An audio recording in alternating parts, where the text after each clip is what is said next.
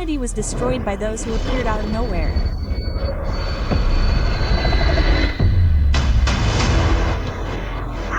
Our great defenses collapsed, and the survivors were scattered.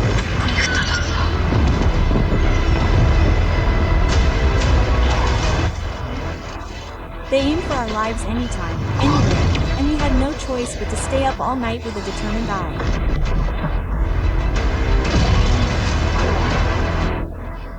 Despair unfolded as we killed each other to survive.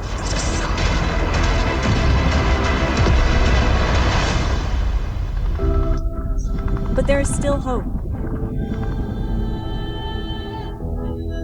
Because inside the shelter, the last key to humanity's salvation remains.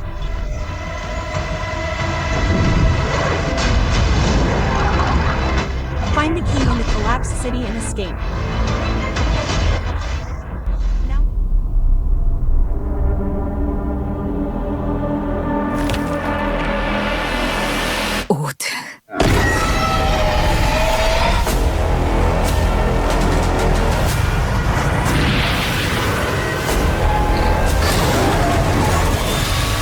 불현듯 나타난 놈들에게 인류는 멸망했지. 우리의 거대한 방벽은 무너졌고 생존자들은 뿔뿔이 흩어졌어. 놈들은 언제 어디서든 우리의 목숨을 노렸고 뜬 눈으로 매일 밤을 지새울 수밖에 없었지. 살기 위해 서로를 죽이는 절망이 펼쳐졌어.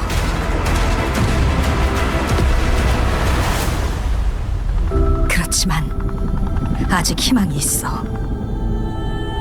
쉘터 안에 인류를 구원할 수 있는 마지막 키가 남아있으니까.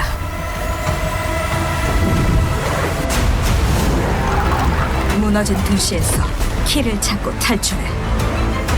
이제 우리의 세상을 되찾게 될 거야.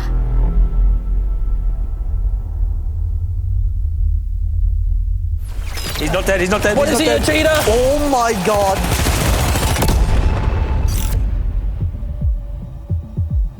Thank you guys for coming. Thanks for inviting us. Ebba and TGB, lead away. Ready up. There's a guy to the left. There's a lot of dudes here. Oh, the meleeing is so sick. Light bomb kill. Drill is up. Drill it, baby, drill. Oh, you already broke stealth. What are you doing? We're going up, boys. Oh my god, there's actually a few of them over there. Wait, they're cooking me, Push towards the objective. What am I shooting? Fucking hell. I'm getting fucked on my right. Oh, that's a sentinel. Holy crap. Okay, so we have a tank. Oh god! 3 fucking sentinels on us. Oh, there's another one behind us. Who woke them up? Jeez, that was chaotic. We dead, mate.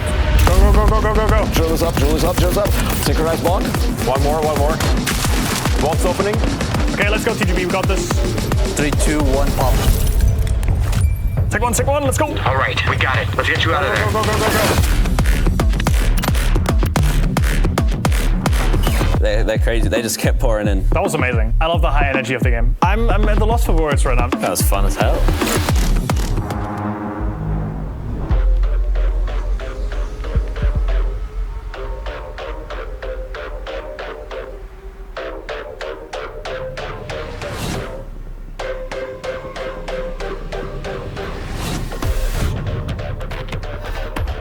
Den of Wolves is a passion project we had in our hearts for a long time. We're going back to the heist genre, back to heist shit. In our company, we have a lot of people who have worked on both Payday 1 and Payday 2. So, in order to make sure that Den of Wolves is a very action-packed co-op game, we take a lot of learnings from what we've done with GTFO and previous titles in this area. It's something that we know in our hearts and minds on how to do. And we just want to take it up another notch, another level.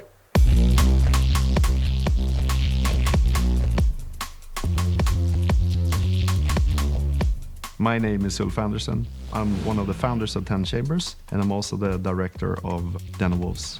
Den of Wolves is a heist game set in the future, so it's a sort of a sci-fi thriller, which enables us to do a lot of funky stuff, gameplay-wise. With a sort of a sci-fi theme on it, it enables you to stay in the pocket of thematics and still solve things from a gameplay angle. We get the opportunity to play around with stuff that you can't do in the real world. I mean, we can do the crazy crafting when it comes to weapons. You can do the crazy dives because, I mean, you can't really dive in someone's brain and it's just made up. But it gives sort of opportunity to play around with stuff and think about what is fun.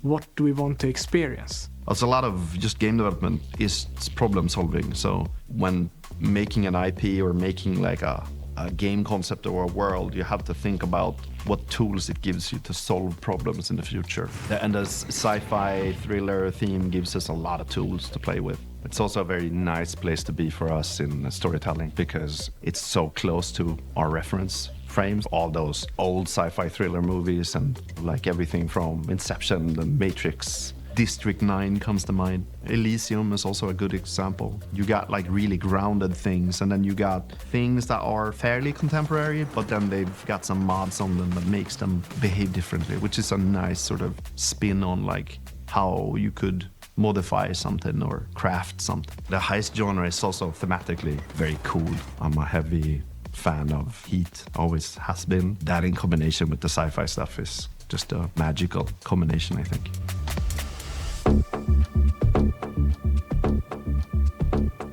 My name is Anders Svärd. I am the master artist at 10 Chambers. The freedom we have with this sci-fi space is a bit terrifying, actually, because you can go nuts, basically. We've actually told ourselves to not try to over-design stuff. So we're trying to keep it in the low end, but we do have some creativity with the visual design of stuff and not limit us creatively. The bank is ours now. So designing the Midway City from the start, it was a huge struggle to just figure out how it should look and how it should be, constructed. I've always seen Midway City as the main character, because that's where everything is being allowed to happen within our game. We knew we wanted big megastructure buildings, because we do have an FPS game, like you're gonna run pretty far in different directions, and you don't want to hit, the walls and just going upstairs and then run for a little bit and hit another wall. So we need the huge buildings to actually place our levels within and be free of how big levels we want them to be. We know the location of Midway City, so it's a real location in the world. It's out between Japan and the US, so it's this very large city arising from the sea. So there's a lot of design thoughts, just trying to figure out all the kind of main components, like the communication between buildings, or how do you get around in the city, and probably a lot of boats and docking stations at the ground or at the sea level, but also allowing for drones or aircrafts of some sorts. You want to look out at the city and see like, okay, so this is a living, breathing city and it works.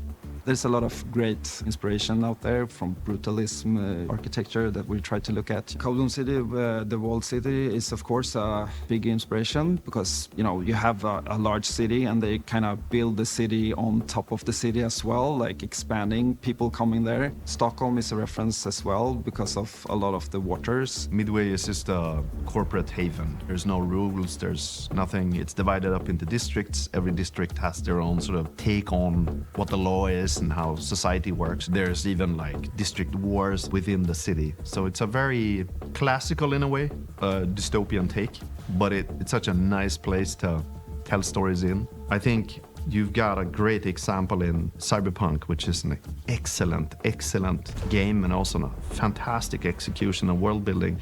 But there's a big stack of books and source material for Cyberpunk, right? We don't have that. We have references.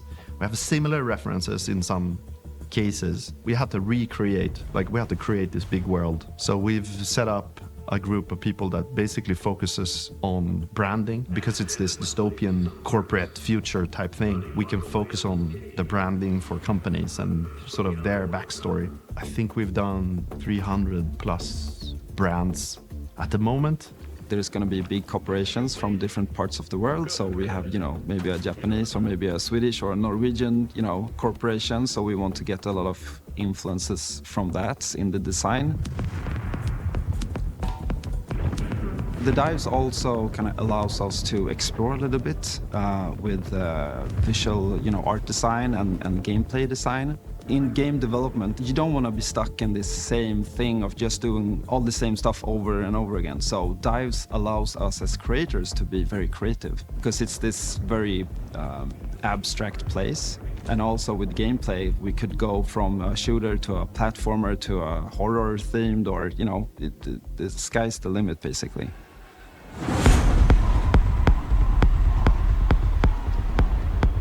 My name is Simon Viklund. I'm the audio director and composer at 10 Chambers. The sound of Den of Wolves is a power fantasy, even though there's obviously tension as well with like stealth segments and stuff. Primarily, it's supposed to be adrenaline pumping music that just makes you feel badass. So I've drawn a lot of inspiration from the tempo of hip hop and trap, and it certainly gives it a cocky attitude and a street vibe, I think. Because even though you're not really taking down the corporations in Den of Wolves, you're allowing yourself to be a tool for them to fight one another. So it's not a punk sort of message of any sort in the game, but I feel like the punkiness of hip hop still fits the vibe that we're going for. The game takes place in the future, so everything needs to be a little bit sci-fi'd in a way. You need to be more creative and not just sort of pursue realism. Realism is important, I think, in terms of how the sound behaves, so it feels like a real place, especially when it comes to like echoes and stuff. Like when you're firing your gun and it's echoing through this environment, it feels more tangible, it feels more like it's there and you're there. But the sounds themselves that things are making, obviously, is often not necessarily otherworldly, but tweaked or like made to feel like it's futuristic. You know, I like distorting stuff, you know, so subtle distortion on everything from drums to synthesizers. Things are a little bit out of tune, gives it a sense of not being quite right, not being sort of in pitch all the time. It becomes earwormy, I'd like to think, but it's that not quite right idea of like, it's the world you're in Den of Wolves is not quite right in terms of morals, it's not quite right in terms of ethics, it's not quite right in general. So it feels like that's my way of interpreting the world of Den of Wolves in the music.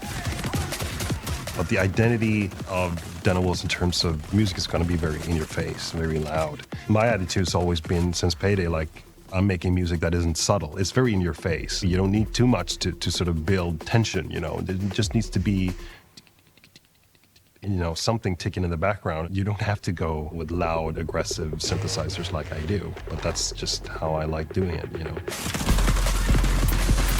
So progression in the game, I could say this. A lot of games like this would probably have like a level up, like a classic leveling system. But because of the heist theme, you don't want to run into like a level 99 security guard. There's mathematical fuckery going on with a lot of games of saying you level up, and then the enemies are behind for a while and then they level up, and so it's only really the relationship between your level and the enemy's levels and your gear's level. So the challenge for us is like not doing level ups is something that's in the design from the beginning, but you still want to feel progression and you still want to have that sort of toolbox of things where I can say, okay, how will we solve this mission? How will we play this mission together? And games that comes to mind in that space is probably like Destiny and Diablo, and Destiny is really Diablo in FPS. So you can look at any game, you can look at like Angry Birds, I guess, and then say, hang on, like that level progression system is quite smart. Like you have to toolbox things and say like, why am I behaving like this when I'm playing this game? Why am I feeling this? And then you try to toolbox that, and then you can reapply it. And then also getting that to work with a decent amount of, you know, random players. Like, how are we not evenly progressed, but at least have a similar potential output? So I think like Modern Warfare 2, like the deathmatch perk system is a good example of like where you need to be to make it balanced for everybody.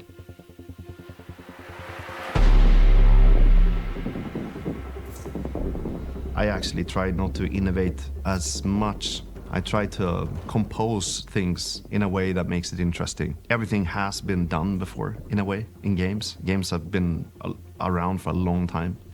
I think you can take almost all mechanics and then just point them to like the C64 and say like, oh, you know, in that game. But it's like knowing your palette of what's out there and how to reshape it into something that works with what you're making currently. You go in with the idea of like, this is how it's gonna break down. And I think I've made some games enough to know like I have the components to be able to make it play later on if I have these components. The way we are making games, we are doing a lot of gray box and we're doing a lot of tests. So it takes a while until you can actually see the game taking shape and form in most people's eyes. And that is challenging, both internally, but for us as well. But you can tell from the team when they become conservative that that's when it's playing.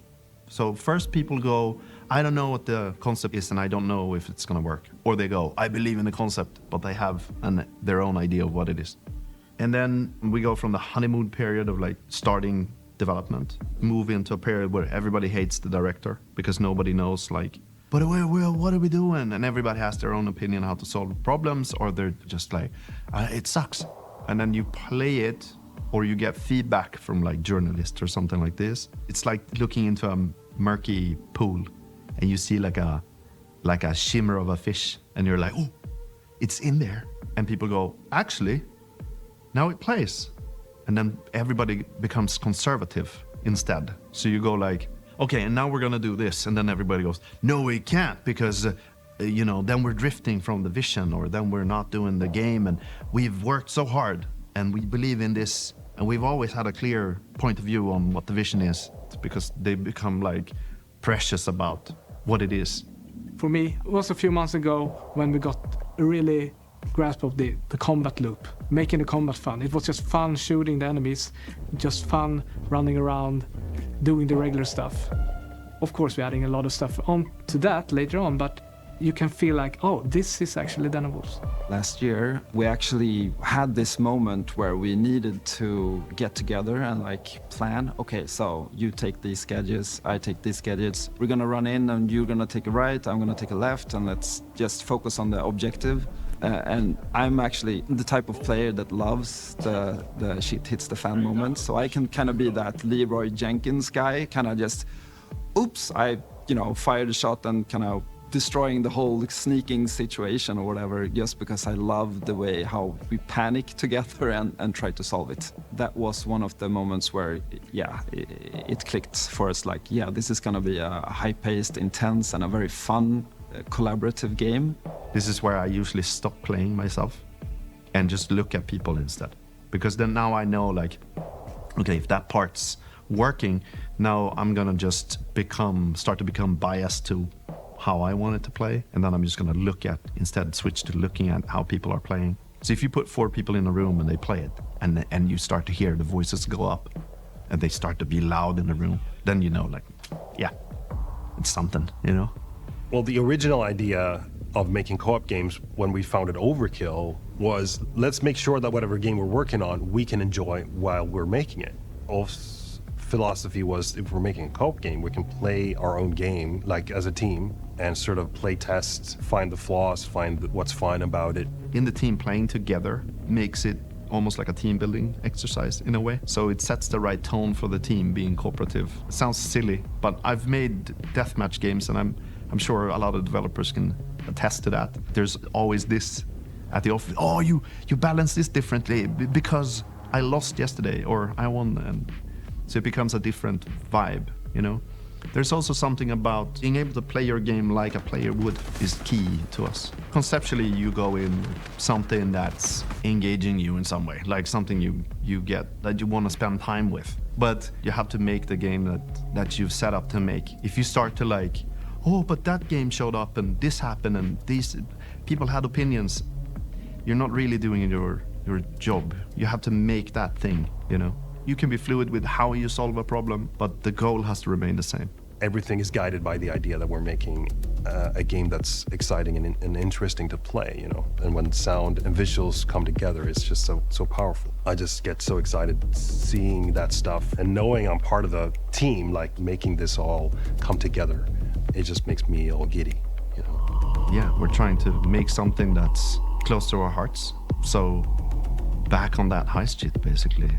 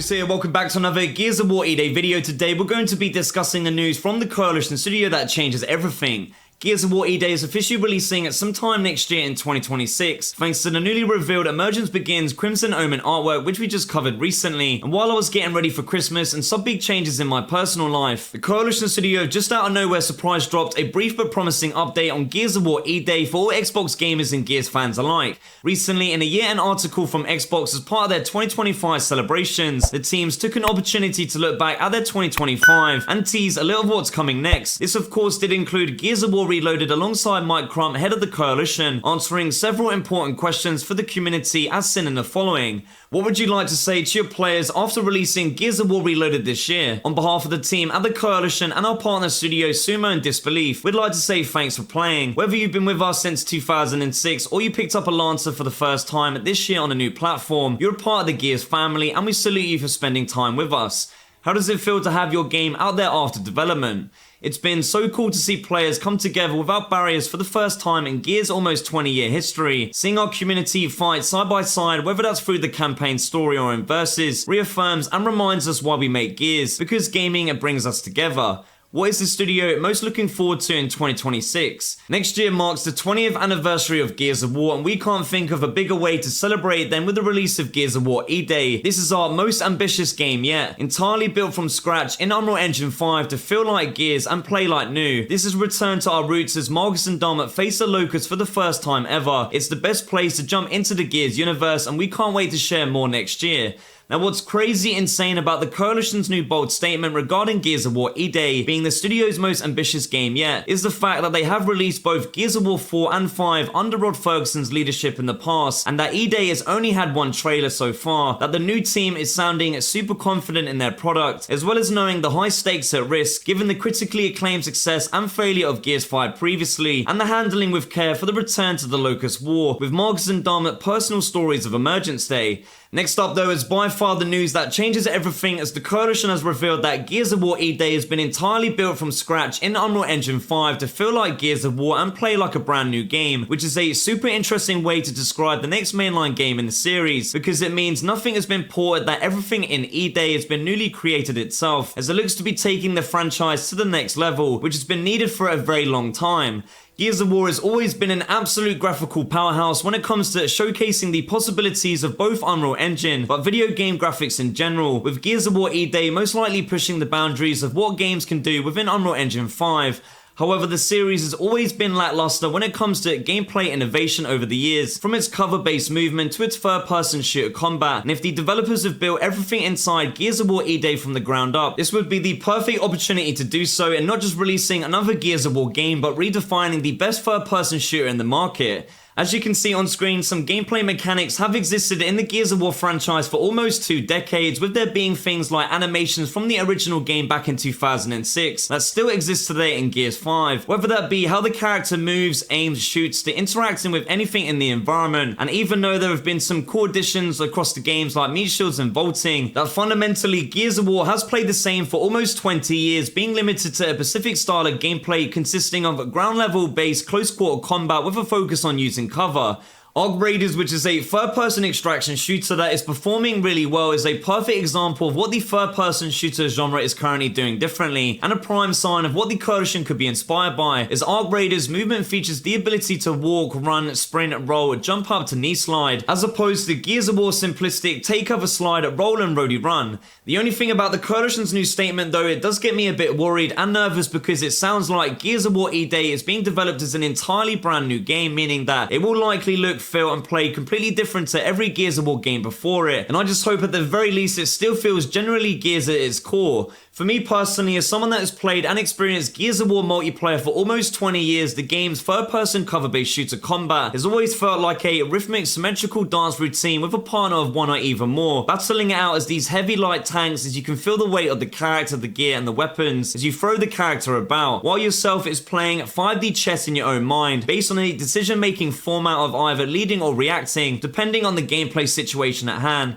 that truthfully has never been replicated in any other game ever, and I truly hope at the very least, whether Gears of War E-Day is fast or slow, no wall cancel or wall cancel, new gameplay and movement mechanics or old school style, that it still has that Gears of War feeling at its heart. Overall, the Coalition Studio stating that Gears of War E-Day is their most ambitious title yet, as well as confirming that everything in the game is entirely brand new, built from scratch inside Unreal Engine 5 to play like Gears of War and play like a new game released in today's modern gaming standards. Sounds super interesting and definitely the new direction the franchise needs to take as we approach the 20th anniversary next year in 2026. I can't wait to find out more. Please make sure to leave me a comment down below telling me what you think of Gears of War E-Day being the Coalition's most ambitious title yet and built entirely new from scratch in new.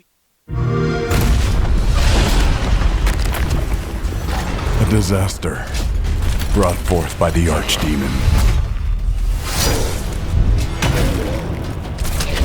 Demonic armies and heretics wearing the faces of men.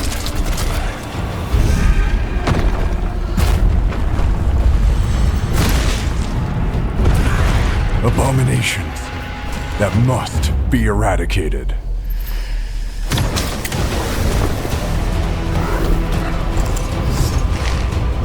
With the power granted to us, we'll avenge our comrades and reclaim the kingdom.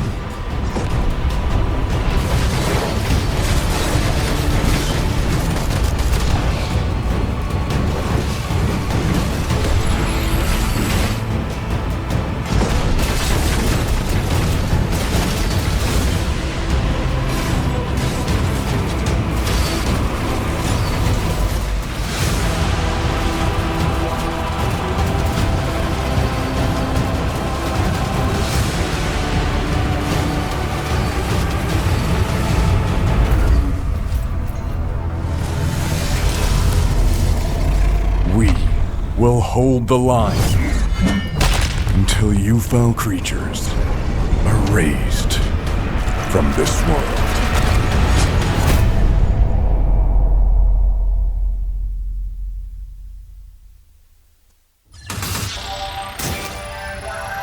You will sleep through 14 years of flight to your new home on Caesura. We encourage you to nurture your dreams. Close your eyes. Take a deep breath. When you wake up, your new life begins.